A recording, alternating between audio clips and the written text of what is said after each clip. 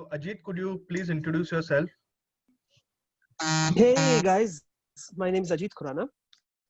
One of the reasons why Sampath is not introducing me but telling me to introduce myself is that I have had a very wide ranging career. I'm almost exactly 50 years old because I turned 50 a few days ago on 19th March. Happy birthday. And I have, yeah, so I have spent my life as an education entrepreneur. I have been into fintech, I've been into cryptocurrency, I have been an angel investor. In fact, in the year 2013, I was rated in top 15 angel investors in India. And please don't be impressed with that. In fact, when I was rated in the top 15, I realized firsthand that ratings don't mean anything. And have done a bunch of other things. I have been in the stock market also. In fact, that accounts for probably the largest wealth that I have created for myself, though I have not been a professional. I have only dealt with my own money. I have been very active in the startup space, being in venture capital. I have some education that I have done in the US recently. Till 14th of March, I was in Singapore for 15 months, being a CEO of a company there in the financial space. And it's very interesting that I am the one who's going to facilitate this webinar because every one of the people on this call is so well accomplished in their own way. So whichever way you want me to move this forward, Sampath, I'm very happy to do that. Sure. So, a couple of the things, you worked in a country like Singapore, and right from the start of a business, it's a very conducive business environment in Singapore, if I'm not mistaken. That's correct. So, I mean, how is the kind of ease of use which they have in Singapore? Like, suppose you have to register a company. Okay. So if you want me to begin with the Singapore experience, so I'll tell you in terms of the necessary evils of business. Necessary evils being the kind of work that one of the gentlemen on this call is a CACS compliance firm. So every bit of the necessary evils, right, for company formation to meetings to resolutions to documentation is dramatically easier in Singapore, except one. And that one is basically opening a bank account. So opening a bank account is very difficult because the kind of compliances and checks and stuff that they like to do because they're a financial hub of Southeast Asia are just too severe. Setting up a company takes about a few minutes actually, and as in there is no approval that has to come. As in you basically fill up the form, press enter, and your company is formed. In fact, one of the very interesting things I found was that if you take the common Singaporean, by a common Singaporean, I mean not the elite of the society, such as the people on this call, but the common Indian or the common Singaporean. What is very interesting is that while all of these people file, let's say, an income tax return, but the income tax return is prepared by the government, not by the people. So when they log into My IRAS, which is like the online portal that everybody has access to, your income tax return is published there, which gives all the details which the government has procured from sources not from. They didn't ask you anything. Your bank gave them some information, the Provident Fund Office gave them some information, variety of agencies gave them information, and the government has filled up the entire income tax return, and they say, okay, so this is your tax, go ahead, pay it.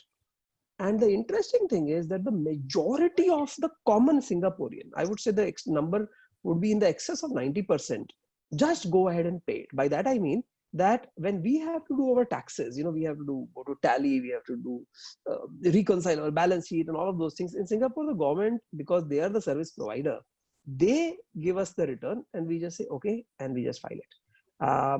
Like I said, a large number of people do that, and it's a very interesting concept because frankly, the government with the Aadhaar and the PAN and access to bank account, etc., actually has most of the information that we would like.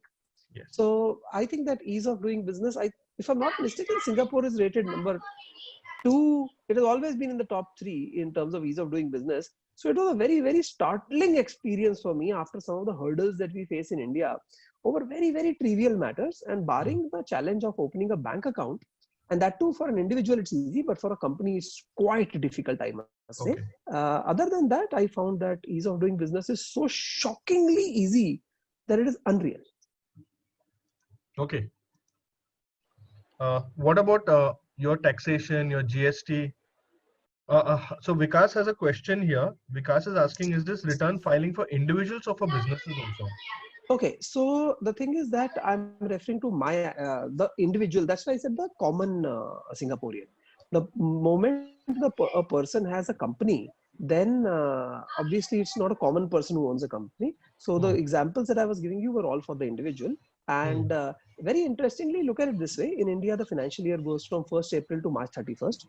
So the money that you're going to earn from 1st April, let us say 1st April 2020 to March 31st 2021, you anyway have had to pay intermediate taxes, which are called advance tax, which depending on whether it's a company, it's 4 times a year, individual, it's 3 times a year.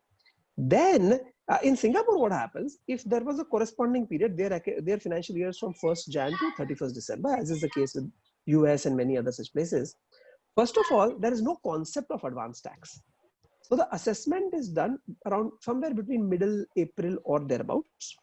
So when the assessment is done, you are supposed to pay beginning June. That means leave alone the fact that you didn't pay the tax during the year of income. Even after that, you are supposed to pay 6 months later. And if you ask the government to give you a 12-month EMI, they will give it to you without any interest charge on it. Oh, wow. So so this is called the gyro system there, which is basically a ECS as we call it in India. So it is very interesting that the income that I earn in, let's say, January of 2020, I will still be paying tax on it in Singapore in June or rather May of 2022. Right. Oh. So that is very interesting. So the government, because they have had budgets in the past which have been surplus budgets as opposed to deficit budgets, etc. So I did find that it is very friendly. I must say that this is a very, very apples to oranges comparison, because the total population of Singapore, including all foreigners such as me who are living there, is less than half the population of Mumbai. And the total square kilometers of Singapore is comparable to the square kilometers of Mumbai. So obviously, being a much smaller country, smaller population, heavily automated, it's apples and oranges. So I'm not saying, oh, I wish India were the same, but there are still a lot of lessons to be learned. Okay. So a couple of, just to inform everyone, today I have kept this option of logging into Zoom, because there are a couple of security holes going on. So people were just logging through a link. I've made it to log in through Zoom. So some people are not able to log in. Just one. So I'm just, Hello. doing troubleshooting with them. Hello. Sanjay. Yeah. Just one thing. In fact, happy to inform Ajit that India is implementing the same system from this assessment year, and there will be pre-filled income tax returns that will be sent to all individuals, etc. And we will have to similarly click and just pay the tax. So that entire system, which is now prevalent in Singapore, is going to be implemented this year in India also. And if we have a similar system of payment of tax, your in fact tax can be filed up to the next financial year also, with a limited amount of penalty. I guess around 1% or something. So even India has a system of payment of taxes, even say 1.5 years down the line, but with some penalty. 5,000 and 10,000. That's the penalty. Something like that. Very, very excited to hear that. Progress is always good. Yeah, great.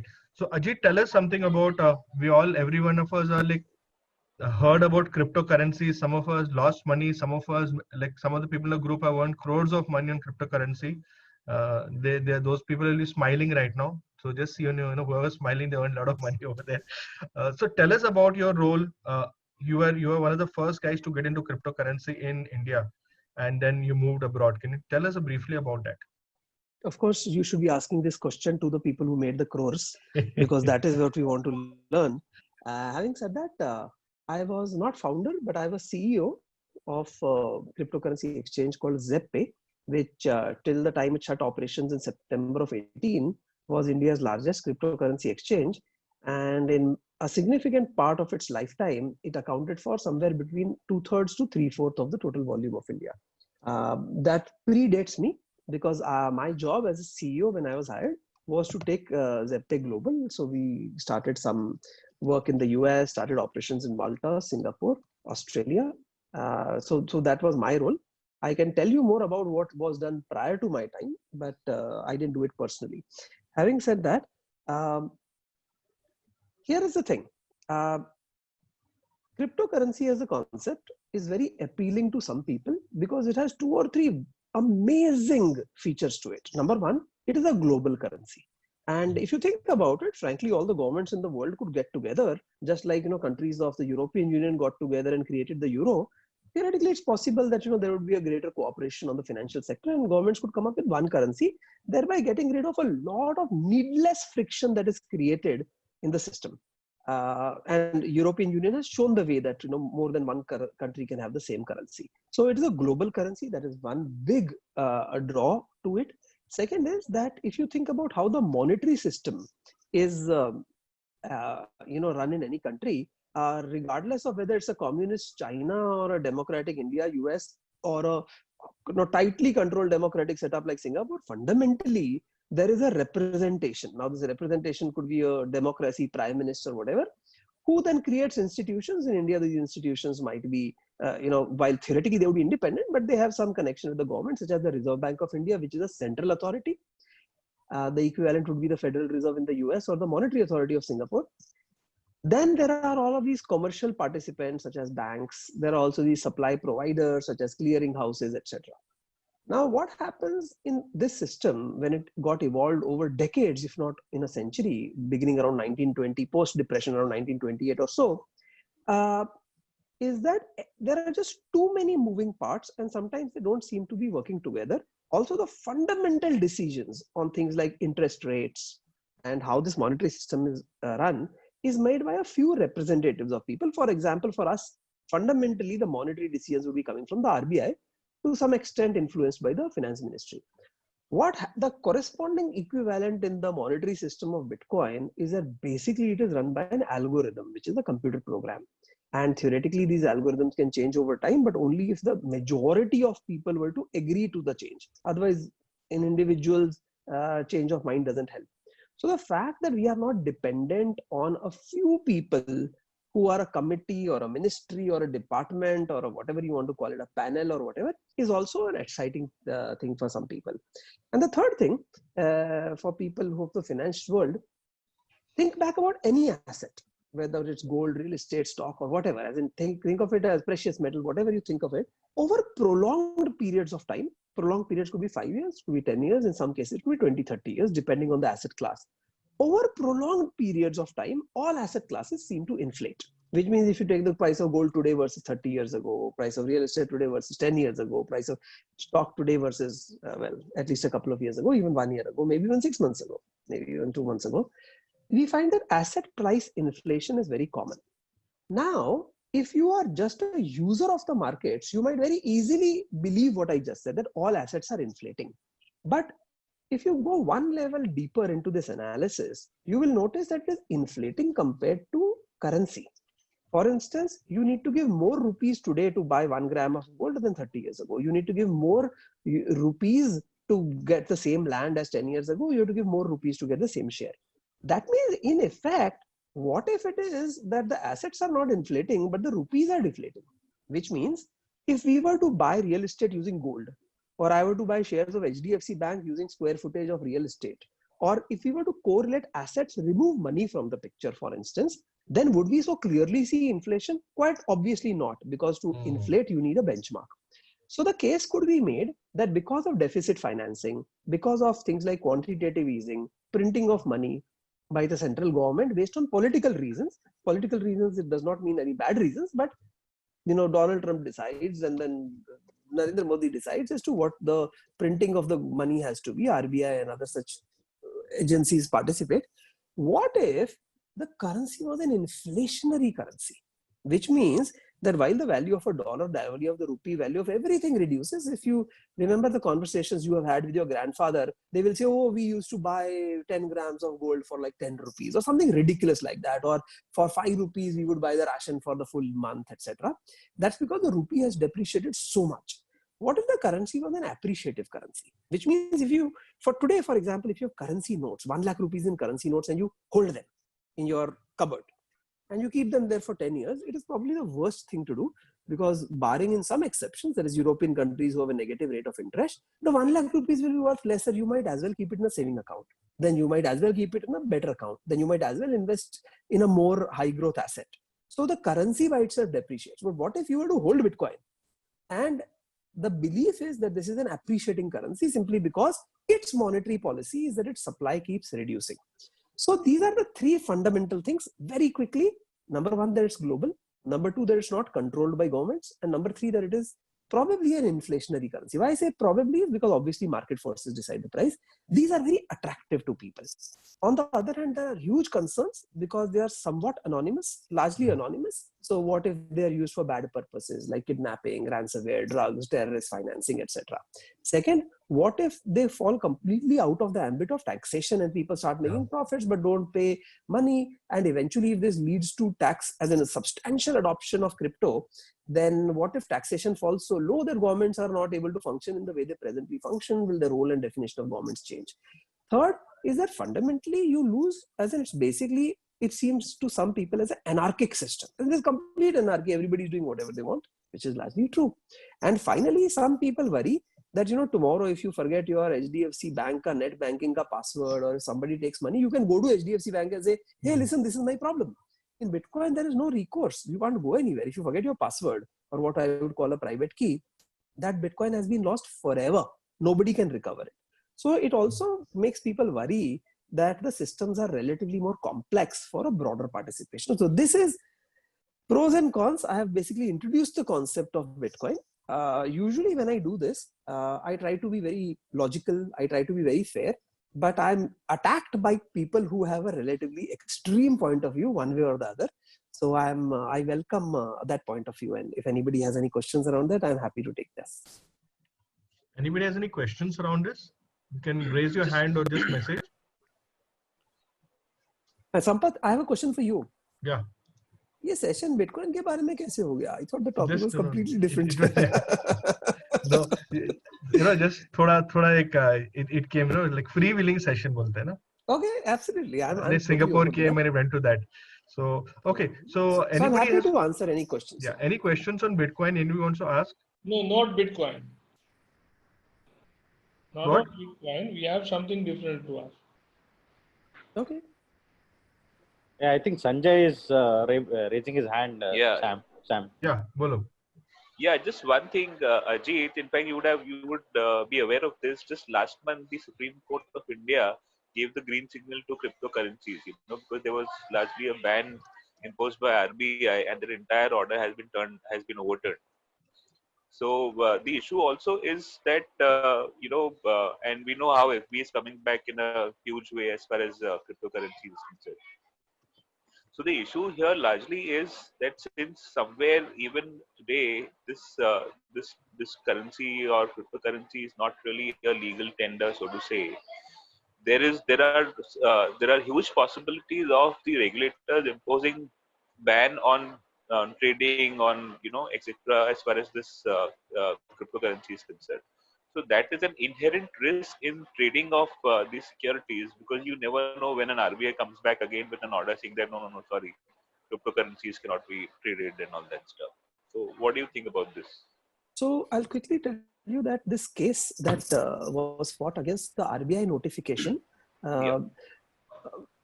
because of the vested interests of many parties who are around the crypto space, there's a lot of misinformation about what this case was. Coincidentally, if you read it closely as to who filed the case against whom, it was a case filed by the IAMAI, which is the Internet and Mobile Association of India, against the RBI. Interestingly, IAMAI is a very, very big body which includes everybody from e-commerce players like Flipkart, Amazon, to mobile players like Idea, Vodafone, Airtel, etc., to everybody who is in the mobile and internet space.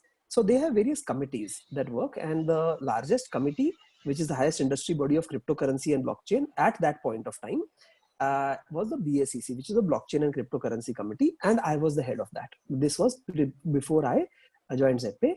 So this case was filed by IMAI, and I was one of the 3 people involved in filing this case. So for the first 6 months of the case, I was completely involved right from choosing the lawyer to deciding the strategy. Are we going to show it as an unconstitutional move? Are we going to, check whether RBI has the powers to do that, etc. So I was very, very active, including being present in the Supreme Court. However, when my company, which was at that time my employer, decided to leave India, I thought I frankly would be acting over smart if I was there. So in September 18, I discontinued, and the IMAI without BSEC continued and eventually won the case. So first, I'll very simply tell you, the case was that RBI said, I'm oversimplifying. RBI said that, hey, you guys, crypto people cannot get bank accounts. Okay, cannot get payment gateway accounts, digital wallet account, but basically can't get it. And that is what we want. So there was, RBI has not authorized to make cryptocurrency illegal to begin with because it's not a court. At the same time, RBI basically stopped us from having bank accounts, including individuals who may want to buy and sell, which has been overturned. Having said that, one of the biggest influences that we had during this court case was with the Department of Economic Affairs, which for most of that time was headed by Subhash Garg, who was later moved to the Power Ministry. But that guy has been the architect of the future of cryptocurrency in India. And under his guidance, in February of 19, though we came to know of it only in August of 19, they came up with a proposed bill criminalizing Bitcoin. By criminalizing, they went so far as to say that even possession of Bitcoin, that means you as an individual sometime might have bought Bitcoin and you have Bitcoin, even possession is illegal. So possession, buying, selling, mining, dealing with every bit, anything that you can do around Bitcoin would be illegal. And they had a clause 26A and B, which said that if you already have Bitcoin, because, you know, criminalizing act comes later, but what if you have before that, then the government will suggest the steps in which you will dispose of it. So you are right that the Supreme Court overturning a very, very limited notification of RBI means nothing. For instance, some people are saying, oh, Supreme Court has made Bitcoin legal. To begin with, it was not legal. To begin with, it was not illegal. And second, that was not the case at all. It was about bank accounts. So I'm obviously simplifying a bit because, you know, with the 150-page judgment, you can't. So Sanjay, you can get on with Ajit, you know, separately. I'll share his contact and all.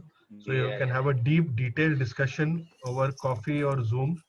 And like, you know, Vinod Patil, he's been having beer quietly there, but then he says, sir, it is not beer, it is green tea. But it's a very, very naughty thing he's doing over there. I'm busy drinking tea. I purposely switch on my camera to show people that it's a green tea, it's not a beer. Great. Okay, so we'll just do a small introduction of people who just joined us. Shazad, hi Shazad. Shazad, unmute yourself.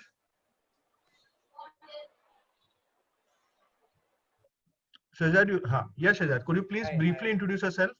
Yeah, hi. I'm basically a management consultant, and I'm having my own business line. And basically, it's from end-to-end solution that what I look at it, mainly from the IT infrastructure and selection of the application that's required to be done in the business scenario. That is just a slate of what my profile is about. Thank you. Yeah, thanks. Great. Hitesh, could you introduce yourself? We tried to get you, but you had disappeared, you know? Yes. Sorry, I was away. Hi, everyone. I'm Hitesh Bahuja. I'm a bespoke quick introduction. Yes. I'm a bespoke tailor by profession with my brand, HP Su Missoura. Products that are manufactured are suits, shirts, and trousers, and everything is bespoke tailored. Also, I consult my clients for styling and wardrobe management. Thank you. Super, Hitesh. Reshma, could you introduce yourself? Reshma, are you there? Yeah, I'm right here. Yeah. Hi, I'm Reshma from H2H. We basically are an interior accessories company. We work close to 97 architects. We work with close to 97 artisans from India and Japan. We import Japanese pottery directly crafted by them. And we have a small store and we also retail online. Thank you. Ajit, today's gift is being given to you by Reshma Kumar. Yeah, you know what? A lot of people online might know that as everyone has self-introduced themselves, I have sent them a LinkedIn request. Reshma Kumar is listed on LinkedIn as Reshma Chhabria, which made it very difficult to find her. I've sent you a LinkedIn connect to most of our members, so they'll be able to connect. Great. So Gautam and Reshma, you should connect because Gautam being an architect, Reshma has got lovely artisan stuff, and you should connect to her. I'll give her a connect. Yeah. Okay. Whom did I miss? Anandita Gupta. Are you there, Anandita? Yes, I'm there. Can you hear me? Yes. Quick introduction. Hi. Yeah, this is Anindita. I represent a communications company called Cynic Communications. We are an integrated communication solutions providing company specializing in corporate communications, public relations, and digital marketing. Yeah, we are Mumbai based and we primarily cater to SMEs, startups and listed companies and across different sectors like travel, lifestyle, corporates, logistics, tech, healthcare. Introductions about us. Great, Anindita. Whom did I miss? Seema, are you there? Yeah, I'm very much here. Yes, quick introduction. Okay, hi everybody. Hello, this is Seema Babani, your image consultant. And today I can say I'm a color analyst also. So I work with ABC of Science of First Impression. That is appearance, grooming, etiquettes, and communication. And there will be a small workshop which I will be doing soon on Zoom. So I would like all of you all to attend that. It will be about, there'll be 5 kind of different knots, tie knots, how to tie the 5 different kind of knots. So yeah, keep watching, stay tuned. You're going to title is Aa Gale Lag Ja. Yes. Great. Hi Chaitali, welcome Chaitali. Hi, sorry Sam, I couldn't join earlier. No problem. Chaitali, a quick introduction of yourself. Hi everyone, apologies for joining late. I'm Chaitali Mehta and I represent my company EKF Global Logistics Private Limited, which is into logistics for international movement of cargo, both for imports as well as exports. Super. Hi Rupa, welcome. Hi. A quick introduction. Thank you. Okay. Hi everyone, my name is Rupa Batra and I'm a Vastu and Astro expert. Yeah. Great. Okay. So Ajit, coming to this, there have been a lot of startups. We are basically a lot of, SMEs over here. So what is the advice? Right now everything is under lockdown. Our income is under lockdown. We have to still pay our outgoing. So to pay our rent, we have to pay the salaries. And the government seem to have forgotten that we are the guys who, pay taxes. So what are the top 5 things you can talk about, how we can, get about this? Okay, so before I start, give me a time. So I'm looking at 7:48. Are you looking at 10 minutes, 5 minutes, 15 minutes? 10-15 minutes. Got it. Okay. So because obviously this can be done. Now here's the thing. Everybody on this call is very well accomplished themselves. And I do not think of myself as any expert on this topic compared to the others. But I think what I can definitely do is help you develop a mindset. For example, one of the gentlemen who said he just got out of a webinar prior to this with hundreds of people addressed by Niranjan Nirandani. So there are some thoughts around this which I think might help you start thinking or think further.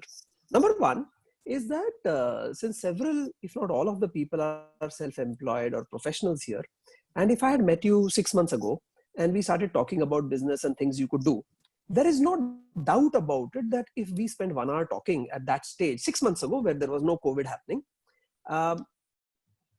there would be several instances where I would make a recommendation which you would respond to and say, yeah, I should do that. I'm not finding the time. Right? Well, here it is. You asked for it. You got the time. So there are some things which are right for business. You stayed away from doing those because you didn't find the time.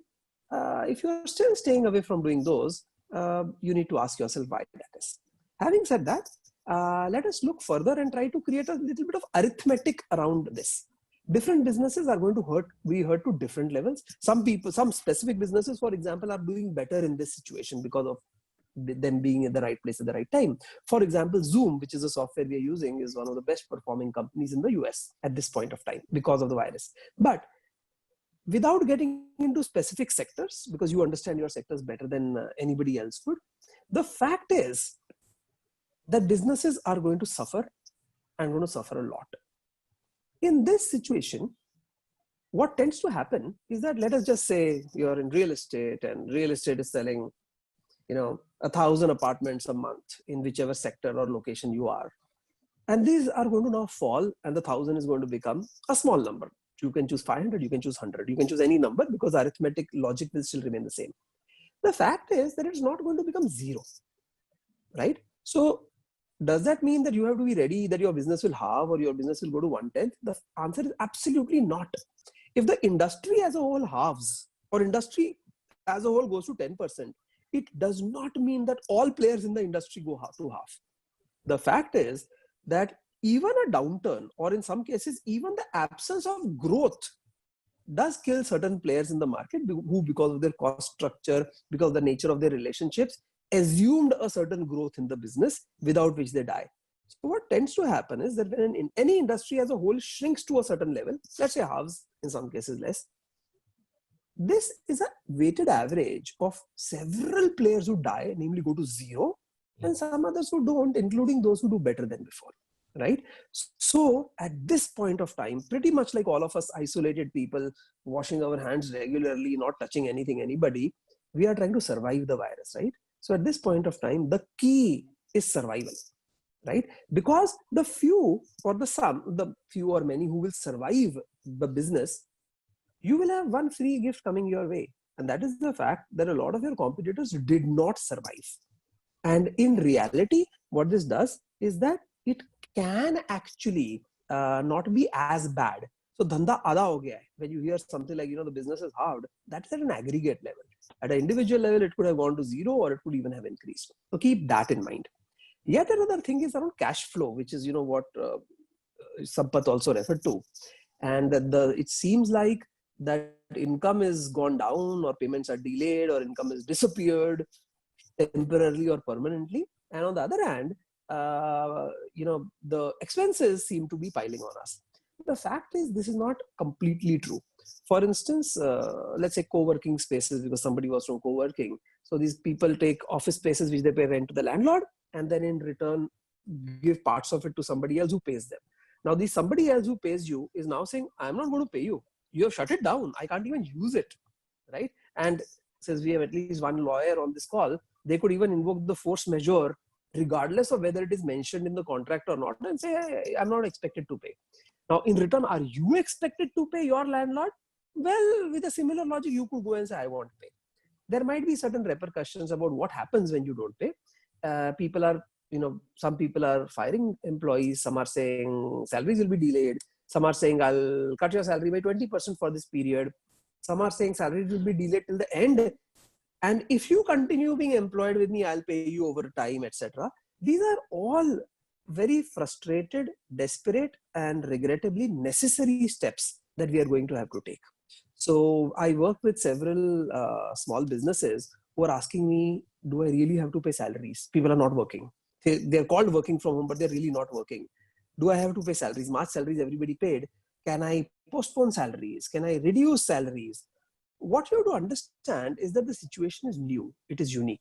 Namely, if for instance you threaten your landlord that I will not give you rent, ordinarily, if this virus situation was not there, the landlord will say, get the hell out of here. First, leave my premises. In any case, I will invoke the lock-in or whatever else you have to pay me. Now, in this unique situation, the landlord is also scared that, okay, I'll throw this guy out, but is somebody else going to come and occupy it? So, what I would recommend is that instead of just getting confrontational in legal terms, invoking force majeure and say, this is an exceptional circumstance, I don't have to pay, it might be a smarter idea to renegotiate things. For instance, your employees know what is going on. They also know that if you go back to them and say, I'll give you a 20% cut, and they say, to hell with you, I'm leaving my job. They're not going to get another job, probably, quite likely. So a renegotiation of relationships while the problem is still on might be the smartest thing to do. Because currently the mindset with everybody sitting at home under lockdown is such that people are very willing to get into these conversations. When these things are no longer true or where things have already broken down, I think it might present a different sort of challenge. So that would be yet another advice I have. Sampath has told me to come up with 5 points. My calculations are not very good, so I may not be giving you the exact number. But that's a brilliant thing, Ajit. We were also discussing something about this, and somebody said, I don't know who in the group said, we're going to make you 20% payment now, and which will take care of your groceries, and then 80 across that. So it's a very good thing to negotiate. I mean, most of the time we are at the other end where, our staff come to us, pagar badao nahi to hum log udhar chhod ke jayega. So right. This could be this could be, like, maybe we should not take it to advantage, but, we have to also look for our survival. And most of the staff know what is the kind of condition going on. And I think they will be quite able to do something like this. We also can't leave them. They also can't leave us. So, Yeah, that's absolutely. In fact, I can just tell you some of the interesting real experiences I've had over the last 2 weeks with people I've been advising. So there's this lady who has let people go, and they are now on their notice period. And she's like, shucks, man, anyway, they are not working. Anyway, they are on notice period. What if I just don't pay them? Right? I know I have to pay them, but I don't want my company to die because I'm paying people who are no longer working for me, as in they were fired prior to this. Some other people said, I don't mind giving half salaries, but the problem is that when the time comes and they ask for the other half, what if they quit the job and then ask for the other half? So think about the situations that could arise. And the idea is that, nobody knows where this is going, how many people are going to die, how long the lockdown will last, what happens when these 21 days, 14 days, whatever number of days get over, etc. So you have to basically play on first principle. And the first principle is that, which is the strongest force of nature, which is called survival instinct. Ye marna nahi hai. And marna nahi hai ke liye, you know that in the court of law, if you kill somebody in self-defense, it is considered, as in I'm obviously making it oversimplistic, but even killing somebody in self-defense is considered a valid legal defense, that if I had not killed that person, I would die.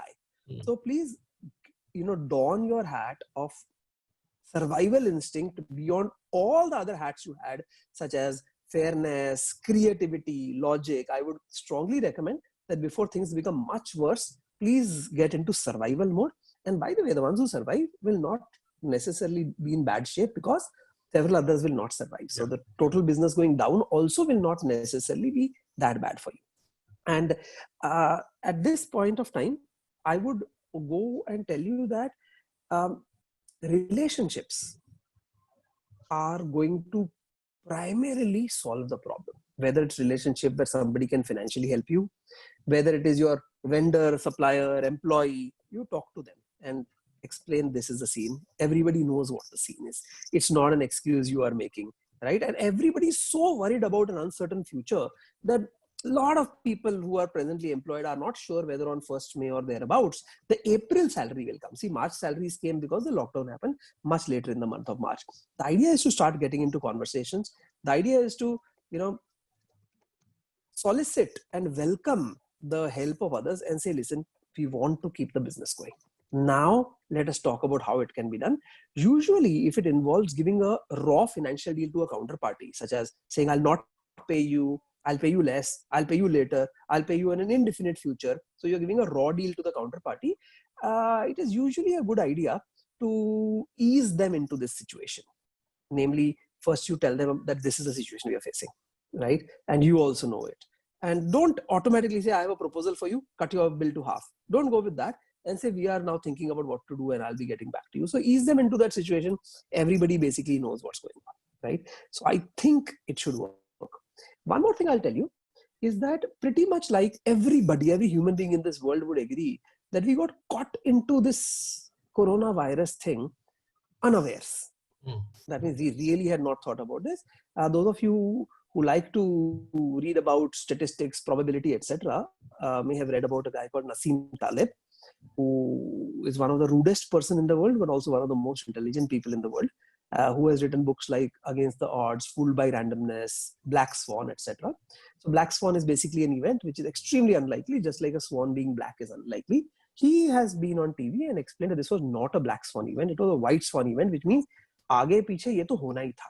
Same as what Bill Gates has said and several other people. But what I'm saying is that we got caught unawares. Trust me that when this will end, we will once again get caught unawares, and that is the shocking part. You understand? The fact that we got into it unawares, bewakufo jaise, I think it is forgiven. Because, in our lifetime, our parents' lifetime, we have not seen anything like this. But when we get out of it, that world also will catch us unawares, which is not forgivable. Now we know what has happened. So please come up with scenarios for your specific industry, business situation, financial situation, personal situation, and say, okay, now I'm getting ready. Ye hoga to main ye karunga. If this happens, I'll do that, etc. Otherwise, as in, frankly, it's survival of the fittest, right? So please be ready to overnight, just like overnight we got locked down at 8 o'clock, overnight get ready for an opening up, and what it will take. What are those things which will automatically be set right. Your bank khul jayega, I'll go to the bank and do work. What are those things which I have to work hard on resuscitating? What are those things which I'll no longer do? For example, some people are saying that work from home will become the norm. My opinion is there's no chance in hell that'll happen. But that is my opinion. Your opinion could be another. So what are the things that will be different forever? What are the things where I have to go and set back right, etc., etc.? So please, we can forgive ourselves for getting caught unawares and unprepared for getting into the situation. But there's nothing that forgives you from not being ready for getting out of this also, because one way or the other, we're going to get out of it. Sooner or later, we're going to get out of it. That means aisa nahi hai ki abhi kabhi bhi nahi hone wala, right? What will be that scenario? I don't know. Work on your own common sense and accordingly decide. Sampath, you had told me take 10 odd minutes. I have taken 13 minutes. There's no end to how many points I can bring up. I don't know if I bring out of 5, but I would like to conclude here. The idea was not to give you solutions. The idea was to get some thought process going. Absolutely, Ajit. It was excellent. I mean, these couple of points which are there, I think, do everyone agree on those points? A couple of the points? Yes, absolutely, absolutely. Fantastic, Ajit. Fantastic. Some people were just, like, oh God, like ye kabhi khatam hoega virus. And some people actually sitting and writing notes over there. So this whole thing is being recorded. And I'd just like to welcome a very old friend of mine, Rajaji. Are you there? You'll have to unmute yourself. Raja, are you there? Yes, I'm there. I'm just getting the hang of it, but it's lovely to hear, Ajit. Please carry on. I'm enjoying it more. So just to a quick intro, Raja. So Raja is one of my first customers who placed an order for a computer on a pager with the full configuration. So those were the days. He was one of my first customer who was there at, I used to have a store at Linking Road. So he had a store just right down. So Raja is I would, in a very crude sense, say ladies tailor, but that's a crude sense. But Raja, could you please introduce yourself? Yeah, basically, I provide all services under one roof. I have a workshop for a ladies' boutique, you can call it. But more or less, I'm more into the nitty-gritty of satisfying a woman, which I'm sure is the most toughest job in the world. I'm sure you'll all agree with me on that. But beyond that, yes, it's a good place to be in. Yeah. So you're at Elko Market, na? Or next to Elko Market? Next to Elko. Next to Elko Market. So Seema, Reshma and Hitesh, you guys should connect with Raja. He's there in Bandra once this lockdown and all ends. So Raja, just to quickly, Seema is an image consultant and she's a color coordinator. She, brings out the color. So Seema, you should connect to Raja. I'll send you his number. Definitely connect to him. And Raja, Hitesh is just there at Bandra. He runs he's a bespoke tailor. So he does exactly what you do. He keeps the men satisfied. So, so the, sorry, that's wrong.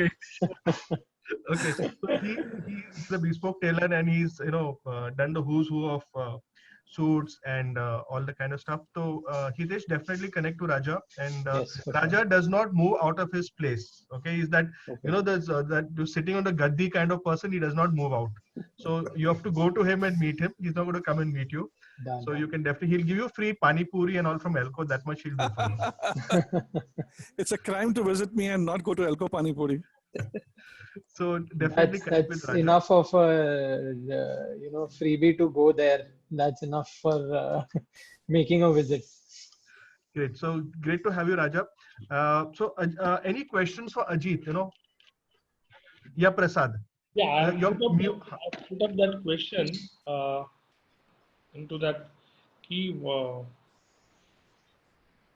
Thank you very much, Ajit, that as you very well shared the current situation, and definitely it is going to start very soon and we are all going to prepare it for that. I just need to understand one thing, what are the kind of a thought process of an investor? What is their priority to invest in any kind of a startup? What is their priority segment or an industry segment for them to invest? So I will tell you quite naturally, at all points of time, different investors think differently. So we don't have that, one club where you all decided. But having said that, the general sentiment is that let us wait.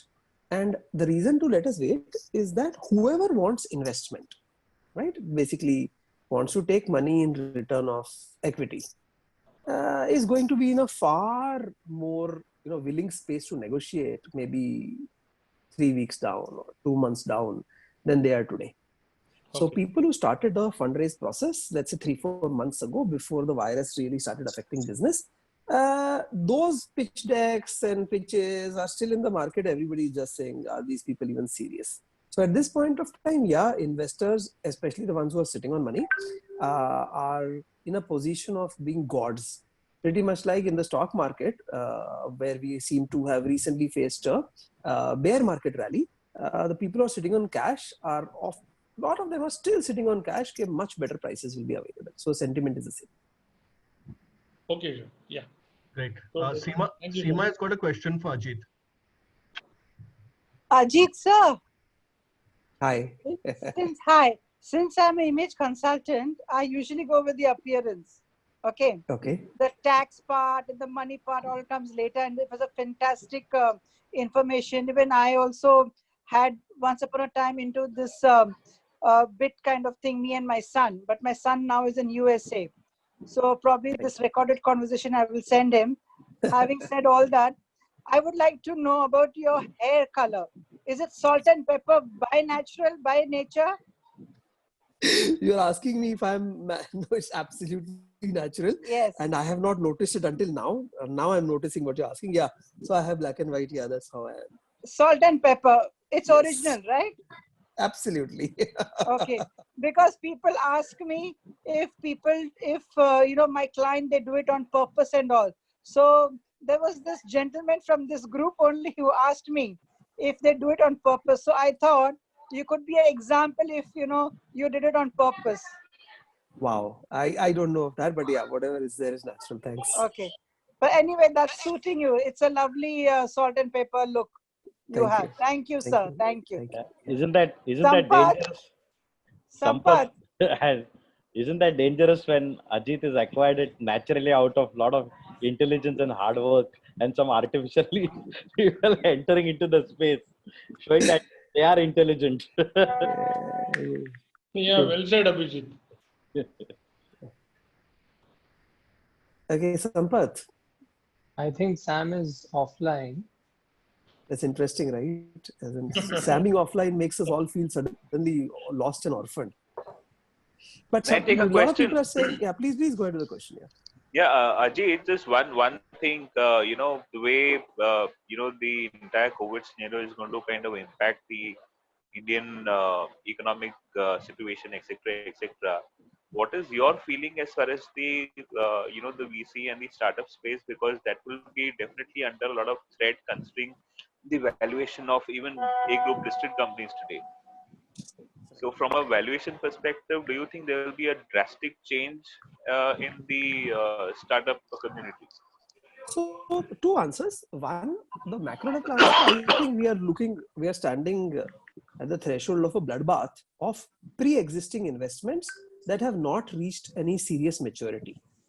That means people who were funded in the last 6 to 12 months, who are in very early stages, product market fit test still to happen. These people might face a serious bloodbath. Having said that, way back in 2011, new startups would typically get invested at a valuation of 5 crore. Today, that number is still under 10 crore. The thing is that the intrinsic valuation that is necessary for funding a startup, like for example, one could argue, why is a business not worth only 5 lakh rupees? When if it is worth 5 lakh and it raises 50 lakhs, then what do you give the investor? 1000%. So effectively, because of the genuine expenses that people have to eat food, people have to have rent, pay electricity, etc., I don't think valuations for the seed stage will fall significantly. It will have a downward pressure.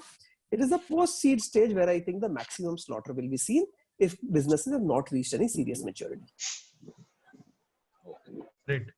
The best thing is I got booted out of my own meeting. we were feeling distressed in your absence, Sampath.